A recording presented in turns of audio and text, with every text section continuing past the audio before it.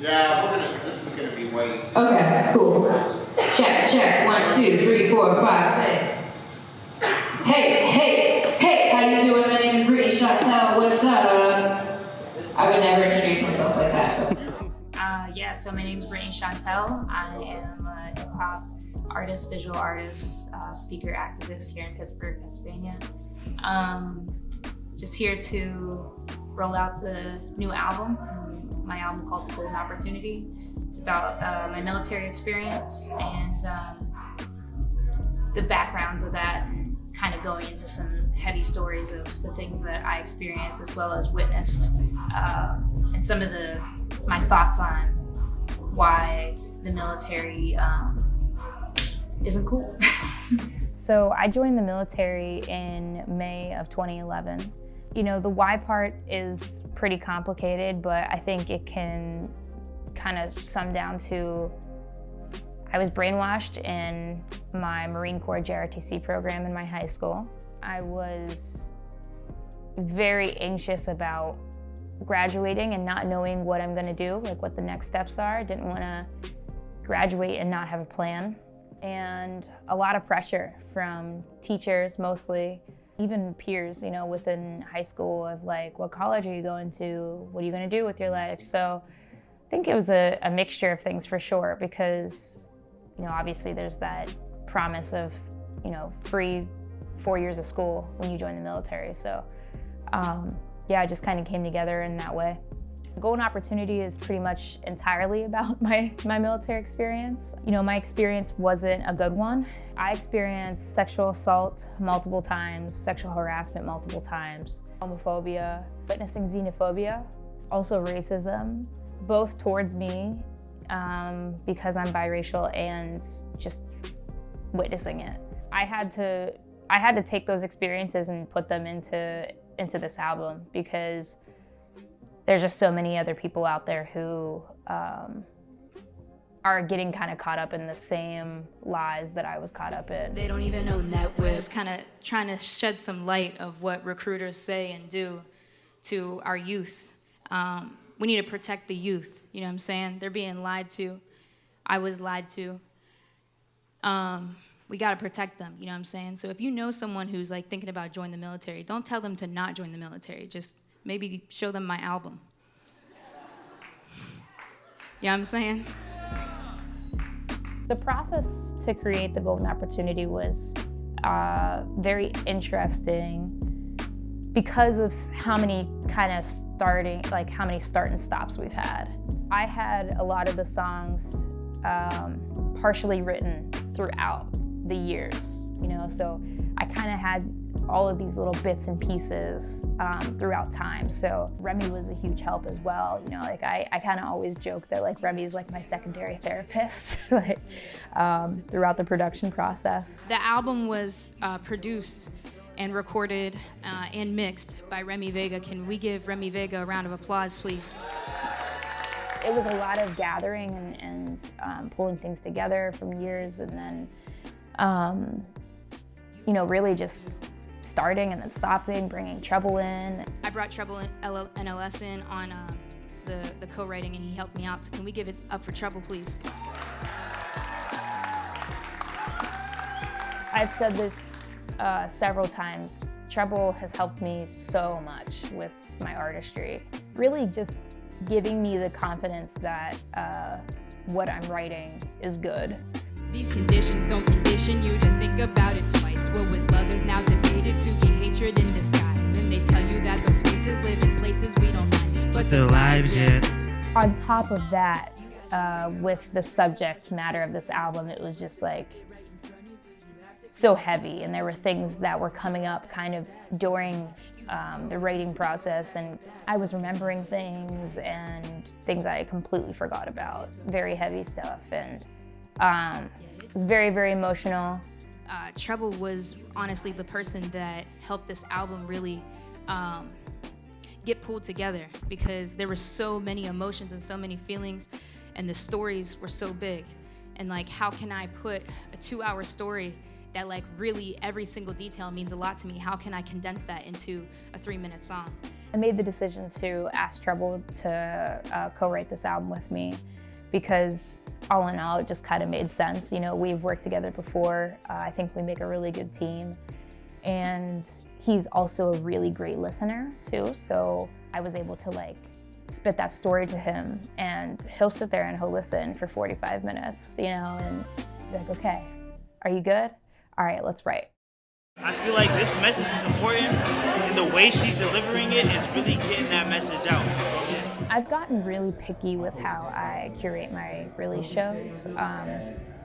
I like to make sure that the openers make sense, you know, like the content of what they're performing makes sense, like it aligns with my album in some way. So I kind of was like, who's the best openers? The people that I had involved in the album, like, of course. We had JM the Poet. I picked JM the Poet. I mean, he always brings it when he performs. His content is awesome, and he also was in the military himself. And then Treble NLS, obviously content-wise, obviously he helped me with the album. And then SAԻD just put an album out, really dope album, and really great content. Also was in the military, not the United States military, but still has that background and talks a lot about it. So I kind of had to look at it, you know, from that standpoint, and then kind of the show kind of built around that. So I start with my openers and how long I want them to perform, and then I go from there.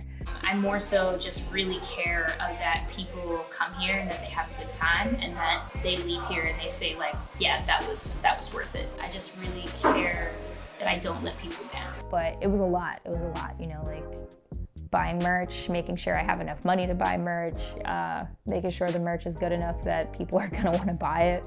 You know, rehearsal, there's a lot of things that went into that show. That's way behind the scenes and like weeks before that nobody sees.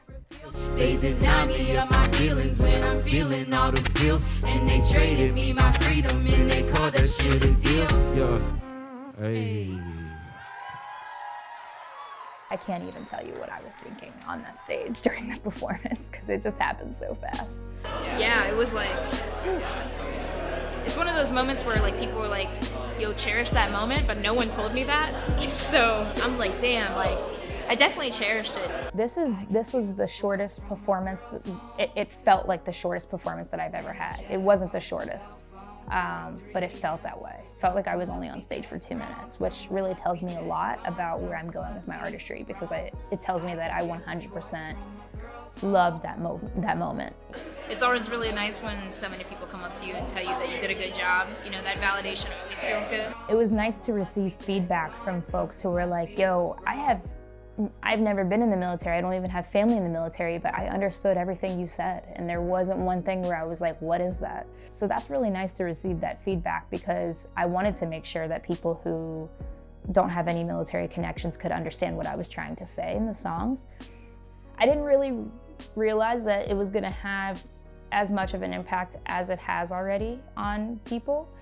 You know, I didn't make the album to impact people as much as I love when people tell me that it did. That's great. That's not why I made it. I made it to get these stories out there for me and also for the youth. But I have had people approach me after them hearing my story or listening to the album, people who have been in. Specifically, a woman recently came up to me and she said that she was in for 24 years and retired as a lieutenant colonel, and she was crying and she was like, I think this entire time I've been in denial of what has happened to me, and you just woke me up. And that's like, getting emotional. That's like something I never thought would happen, you know? I got out of the military officially in November of 2018. So many things have changed. It's just like, I look back at how anxious I was every day, how depressed I was, and I just feel like a completely different person, you know? Like, friends have changed, my friend groups have changed, what I want to do, you know, long-term has changed, you know, career-wise and community organizing-wise. I've been using the phrase, I want to exhaust this album.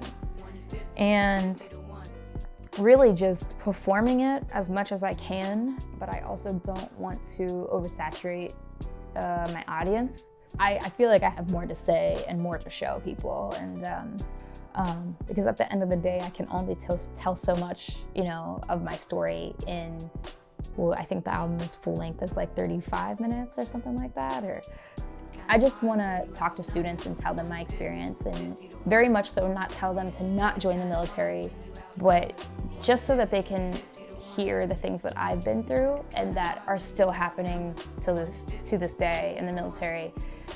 So that way they can have a more informed decision to join, because the album can tell you some of these things, but people want to play devil's advocate and whatever, that's fine. They can't argue my story. My story is my story, but they can, ask questions, and they're allowed to be confused. They're allowed to need more information, and I want to give that to them. So I think like speaking engagements, that's like the perfect opportunity to do that, because I'd rather create the space to have a conversation than just be like, hey, just listen to the album. Because people could listen to the album and still not get it.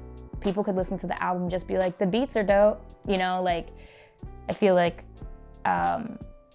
creating that space to have that conversation really opens up the dialogue to have better understanding between both parties. I think it sounds really cliche, but I really do mean it. Thank you so much for coming out and supporting. If you didn't come out, just thank you for listening to the album, sharing flyers, sharing my music to other people. Thank you for the feedback. I mean, like I said, the support and the support has just been positively overwhelming. It's just been wild. Like I've never had a project that has been received like this before. So thank you, like for real. Thank you so much.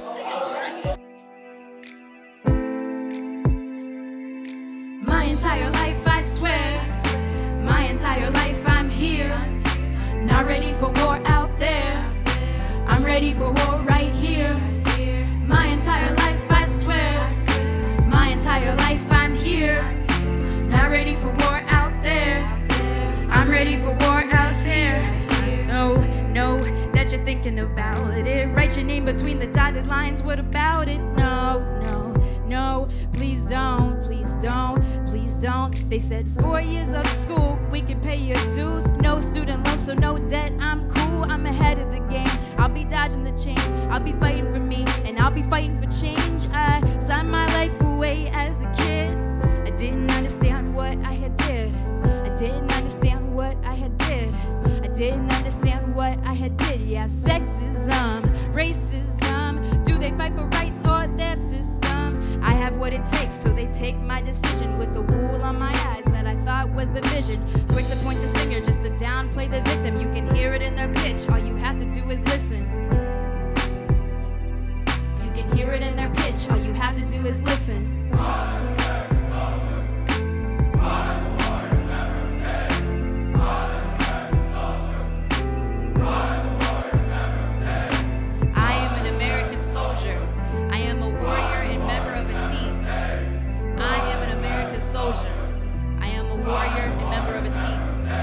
When they use the word service in conjunction with the military, they are justifying violence as a method of conflict resolution. So please, don't thank me for my service, because service is not hate and killing. Service is love and helping.